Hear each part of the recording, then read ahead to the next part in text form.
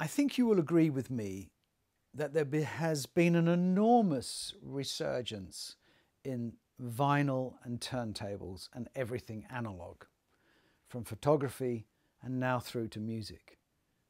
Professional recording studios are bringing in Studer tape recorders, for example, recording at 30 inches per second. And there are millions of people all over the world going out and buying records, LPs, vinyl, and I am one of them. So I thought I would like to make a series of videos about analog. And in part one, this video, I want to talk about the 10 iconic turntables that I think have gone from the beginning of time to where we are today. And at the end of this video, I'm going to reveal the one amazing turntable that I've chosen out of all the others for our listening room here in Belgium, but also for our listening room in London. It's an amazing turntable, and I will talk about it more in part two, where I will explain in detail a little bit the development techniques, the challenges of getting from the beginning to where this has ended up. And in part three, I want to talk about, can analog, in specific vinyl, ever be better than digital? So those are the three parts.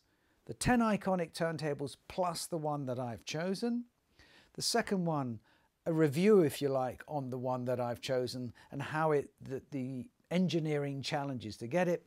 And in third place, can vinyl ever sound better than digital? But let's get started. Okay, so my first turntable is more or less the most iconic ever in the world in many ways. It is, of course, the Garrard 301. Designed and introduced in 1954, it was a fantastic turntable because it had everything that the radio broadcasters needed. They could play records at 78, which was still relevant. Lots of recordings up until that point had been done in 78, and they needed from time to time to play it. And they could play in 33 and at 45. And it had a simple stop-start. And of course, they could have more than one pickup arm for the 78 and for the vinyl. So it caught on, certainly in the UK, every radio station had them. And that turntable ran for 22 years. It didn't go out of production until 1976. Now, I know that in 66 the 401 came in, but ostensibly it was the same turntable. It had a different platter with this sort of stroboscopic edge to it, but for the rest it was an idler wheel drive turntable. I owned one of those with an SME 3009 pickup arm, and I gave it away at some point. It was one of the regrets in my life. My wife sometimes asks me, Harley, do you ever have any regrets? And I say, yes, getting rid of my record collection and my 301 with the SME pickup arm is one of my regrets. Okay, but I've got something even better now. So that's my first turntable. Garrard, just to let you know, started in 1928, and they were sort of a jewelry manufacturing, but they started making turntables in 28, and they've made the first mechanical motor with a belt on it. So they had this concept, but all of their turntables were in fact idler wheel drive. Now, the second turntable that I want to talk about is the Thorens, the TD-160. For me, this is a really iconic turntable. It was introduced in 1972, and 1972 is going to be a year that will come back time and time again in this little talk, because some amazing turntables all came out in the same year. It must have been really confusing if you were in the buying market in 1972, because you'll see it. Because the TD-160 was fantastic. It had everything from the earlier days, a high quality motor, high quality construction, but it had this 3-point suspension system, which was absolutely revolutionary, but it didn't belong to Thorens. In fact, they kind of borrowed it, stole it, whatever, from the turntable I'm going to talk about next. But you've got to remember that Thorens was an amazing company. It had started in 1883, and they were making musical boxes and all sorts of devices. So they really knew how to mechanically make music from mechanics. And they even made a fantastic little musical box for a toy sports car, and the musical box was the radio on the car. It's a really lovely thing. I'm sure it's worth a lot of money now, but they made all sorts of musical boxes. But they focused in on their first turntables in around, I think, 1957, when the 124, the TD-124 came out, which was really iconic. And today you can buy the 124 and it looks almost exactly like the original one, but today's version, I believe, is direct drive. But the TD-160, the 1972, is still available almost exactly as it was then. So that's my Thorens. Thorens is a fantastic company. I mean, Swiss precision engineering, absolutely marvelous. But let's focus on the turntable that probably revolutionized the reproduction of music via the vinyl medium more than any other. And there is an incredible video about this turntable, and I will put it in the link, where it demonstrates just how good it is by today's standards. In fact, at one point, the video maker even hammers a nail into a block of wood on the turntable whilst the record's playing, and it still plays. An incredible thing. I'm not sure why you would ever want to do it, but it proves a point. So, this turntable is the Acoustic Research XA, and it was designed by Edgar Wiltshire in 1961. Now, I've got to admit something here. I have never heard one of these turntables. I have never seen one of these turntables in real life. And yet they sold hundreds of thousands of copies, but for some unknown reason, they didn't flood the UK market, as far as I'm aware, because I'd never seen one. If you've got one, if you know where there is one which I can borrow, I would love to try one out, because later on I want to see if we could compare it with a modern day equivalent and see just how well it performs. Because there are those who say this can still outperform modern turntables. Because although it looks really basic, if you look at the tone arm, and it came with a tone arm, unlike the Garrard and the Thorens, which were transcriptor turntables or transcription turntables, which meant that they were turntables without a pickup arm, so that they could take a 16-inch record, which the radio stations used to use to help them be able to play longer pieces of music without a break.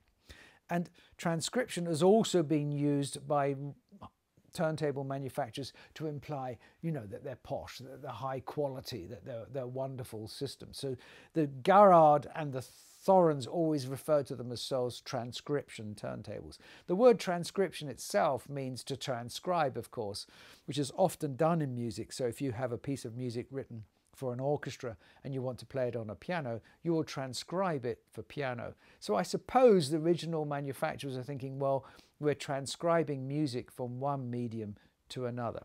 Anyway, I digress. Back to the excellent XA, which I believe is excellent, because in 1961, when it was first designed, it had a 3-point floating system. And I know that those who say that Wiltshire stole it from Scott, but I'm not sure about that. It can't be verified. In any case, Wiltshire was certainly the first person to bring this onto market. And look how simple it is. And look how modern it looks. Apart from the turntable, when you see that plastic head shell, you think, oh, what a load of rubbish. But actually, it's incredibly well designed. It's very, very stiff and very light, and it works extraordinarily well.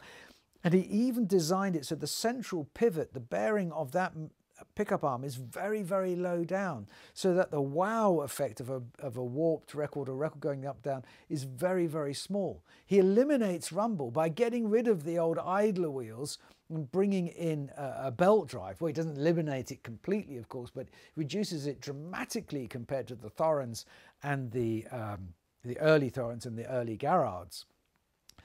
And so this turntable has absolutely everything that the modern day turntables have. And if you look at the way that the platter is put onto a separate plate in the middle, you will see that in lots and lots of turntables today.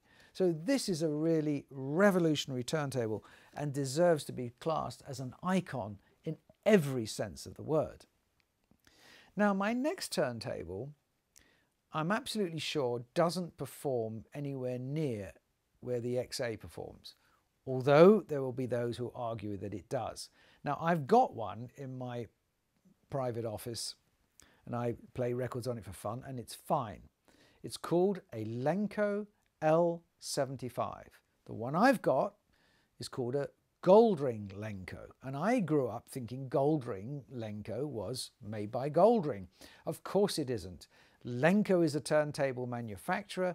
It was set up in 1946 making turntables, and this turntable came out in 1967. The hippies were around, the flower power, 1967. The L75 was released onto the market, and it was sold in hundreds of thousands in every kind of combination you made. And later on, Goldring came along because it had such a high reputation for quality that they stuck their name in front, and it became the Goldring Lenco. And it performed very well. I mean, but, you know, to be honest with you, when you play it today and compare it with really high quality turntables, you know, when the stylus gets nearer to the middle, the hum of the motor is sometimes induced in the cartridge, and there are passionate supporters of it, and I like it very much because it works very well. I have to say I replaced the traditional Lenco arm because when I got mine it didn't work very well because it had a sort of a pyramid shaped knife edge kind of bearings, but they wore out. But of course they're very easy to replace, and if you've got one of these today, I strongly recommend going to Lenco Heaven online and seeing how you can get their parts to get it right back into top quality condition, because it's a great turntable and it will last almost forever. The motors were amazing, again Swiss made. So the Lenco L75 is definitely on my list. But imagine you're a similar age to me and you're a student and it's the 1970s. Well, you can't afford the Garrard, you can't afford all those very high-end turntables. So what do you buy? Well, you buy the Pioneer PL-12D, a fantastic turntable, belt-driven, and yet you see, if you look on the front left, you could actually change the speed of the platter by just pulling the lever, and that pushed the rubber belt, the band I should say, up or down on a spindle to make it go from 33 to 45, which saved having to take the turntable off and move the belt manually. And another thing is, you notice how the cueing device for the arm to go up and down was right near the front, much less likely to knock the pickup arm or whatever. So I think it was designed for drunk or stoned students. Sorry about that, Pioneer. But it made it so easy to use, and it had this little tracking device, this little thing on the front. If you look, you could pick it up and you would make sure that your needle was in line with it. It wasn't at all accurate in any way, but the pickup arm was good. My daughter actually bought one secondhand from one of these car boot sales, and I didn't know she bought this thing. When I saw it, I was really excited because it reminded me of my student days. It's a great turntable. We've got it up and running and it's working very well. So that's the Pioneer PL-12D. Deserves a place, in my opinion, in the history of vinyl.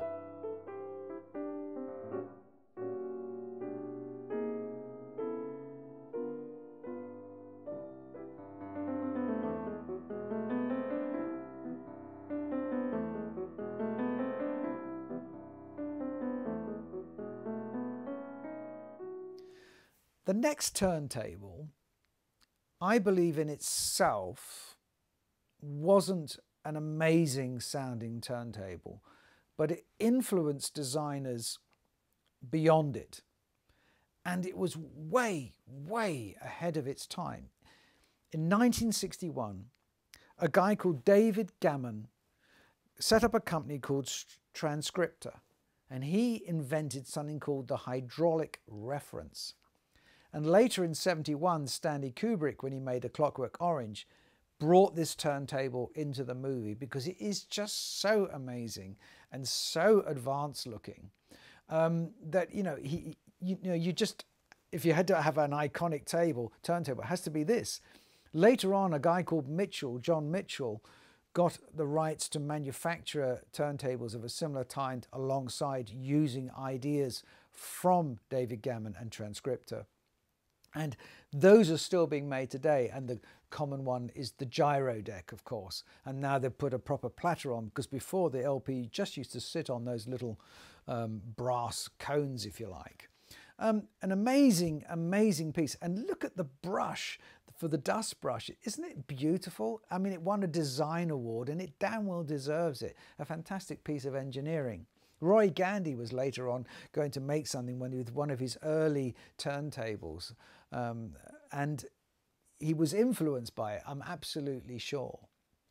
Now, we're back to 1972, the year where everything happened. 72, Technics release the world's first direct drive turntable, and they call it the SL-1200. This turntable could get up to speed incredibly quickly.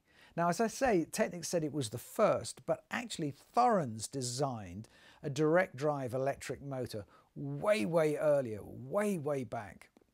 Not sure exactly when, but probably in the 40s, or maybe even earlier. We'll put it on the screen. But it didn't really catch on.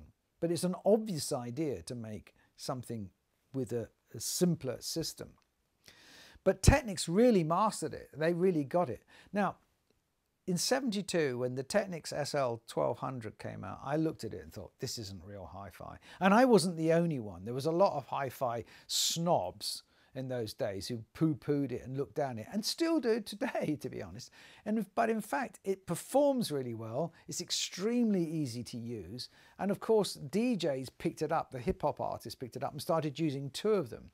And so later on, I think it was in 79, they brought out the Mark II, which had a variable speed control down the right-hand side. So the DJs could very quickly adjust the speed so that they could map the pace and the pulse of the beat of one record to another. I remember my son bought a pair of them ages ago, you know, when he was a young lad starting out in the DJ world. It became a classic. But wait for it. This turntable has sold over 2 million pieces over its lifetime. And incredibly, Technics actually stopped making it for a while. But I'm pleased to say it's back in production. Well, at least I believe it is. So that's my other icon. But now we come to the serious part of this talk. Serious because we're talking about serious money. 1972, a company called Linn brought out a turntable called the Sondek, the Linn Sondek. Linn Sondek LP12 is what it's now known as, but in the beginning it was really referred to as the Sondek, which was a shortening for the word sound deck. And this deck became a buzzword now for a turntable. And if you were in the hip-hop world, you had a pair of decks. And that really started with Linn. And I think Linn deserve a very special place, not only because they made a very good sounding turntable, but also because they basically transformed the way that the general public, or especially the press, saw turntables. Because up until 1972, the most important piece of any hi-fi kit were the loudspeakers. I still think it's true. I would, wouldn't I? However, Linn said, If you don't get the source right, it doesn't matter how good your loudspeakers are, it's going to sound bad. And that I agree with. That I totally agree with. So they brought out the LP12, which basically had this 3-point suspension system, very much like the Thorens, but actually almost identical to the Acoustic Research XA. So all these years later, from 61 to 72, they bring it back and they refine it, of course, and they make it look great, and they put a fantastic price tag on it. And the press went crazy. Linn became the only thing to have. And I remember that my younger brother Damien, who I designed loudspeaker systems with at that time, and we were heavily into hi-fi, we couldn't afford something like a Linn Sondek. And he had just started at the BBC at the time. And he had taken his Garrard 301 with the 12-inch SME arm to the BBC club where they played with hi-fi and compared one with another. And one of the managers probably brought an LP12. And he said, you know, Harley, it just blew him away. I mean, the 301 versus the LP12. The LP12 was revealing information that the 301 wasn't picking up on. There was no rumble. Everything sounded great and more open. So he was blown away by it. So this LP12 is still in production. I think it's never been out of production. You have an amazing array of pickup arms that are available.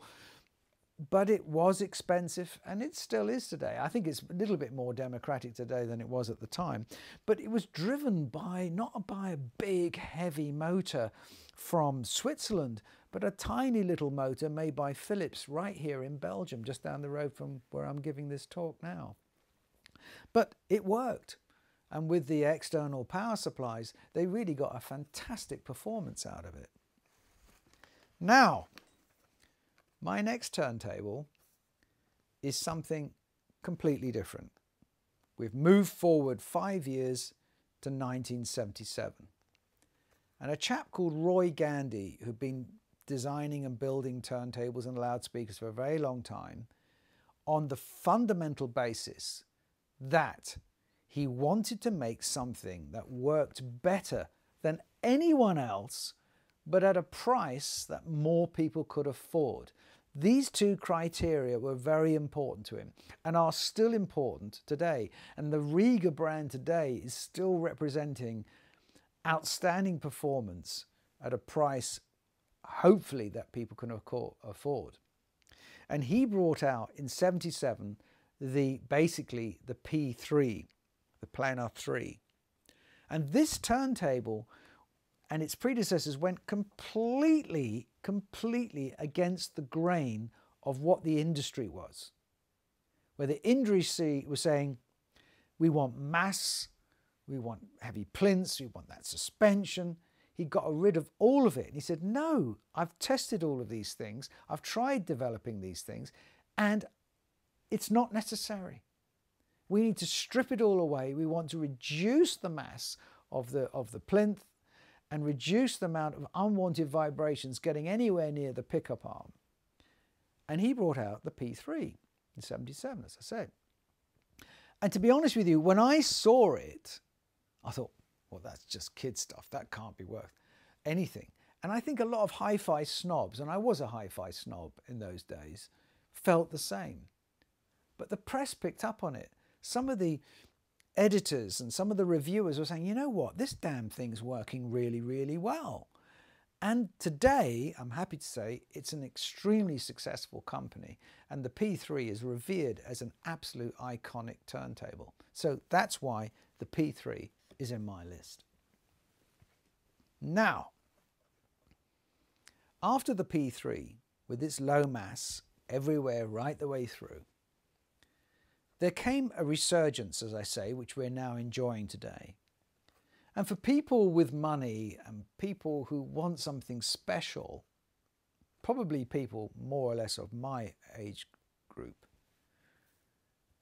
they were looking for big, mass, something very impressive and something with incredible engineering. And you've got an array of turntables, massive turntables, some of them weighing literally hundreds of kilos. You know, there's no doubt, and the ones with the turntable, the top platter turning one way and an equal and opposite platter turning the other way, and fantastic constructions. But there's one company that's been around for quite a while that believes in this mass, and that's a company called Brinkmann. And I want to put the Brinkmann Taurus on my list because it uses a direct drive principle in order to reduce costs, funnily enough. That was one of the original ideas. But they've done it in a very special way, and it's such an interesting turntable that I put it on the list, and I definitely think it's worth exploring, even though it is not the one I finally chose for the listening room.